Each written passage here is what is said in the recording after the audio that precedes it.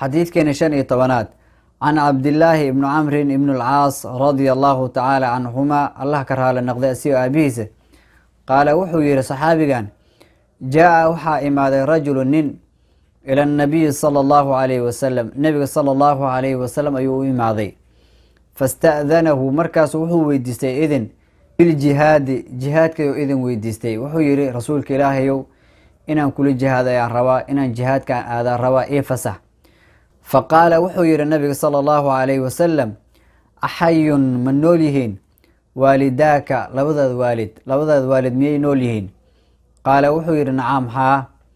قال النبي صلى الله عليه وسلم النبي صلى الله عليه وسلم وحوير ففيهما لبضاد والد لحظوض فجاهد كددال أرد كددال وصم فلي وناك وصمي marka xadiidkan waa xadiid aada u yar aada u gaaban oo hadan uu nabaraayo nabiga calayhi salaatu wasalaam waalidka qiimaha uu leeyahay waalidka in loo samafalo waalidka in loo naxariisto waalidka in lagu dadaalo nin baa nabiga calayhi salaatu wasalaam u imaaday asagoo weliba idin weydiisanay inuu jihaado oo rabbi subxaanahu wa tacaala diinkiisa inuu difaaco naftiisa iyo xoolihiisa inuu ku difaaco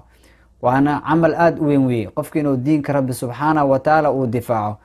laakiin nabiga calayhi salaatu wasalaam wuxuu ku yidhi labadaad waalid miyay nool yihiin markaasaa ninkii wuxuu yidhi haa markaasaa nabigu wuxuu yidhi sala allahu calayhi wasalam orod labadaada waalid ku dadaal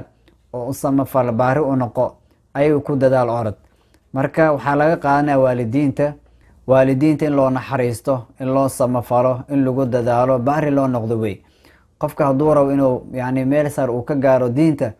ama thawaab badan uu helo ama allah subxaanahu wa tacaala raali inuu ka noqdo hadduu doonayo labadiisi waalid ha ku dadaalo ama waalidkiisa mid ka mid a hadduu nool yahay midkaas nool ha ku dadaalo thawaab iyo ajir weyn ayaa laga helayaa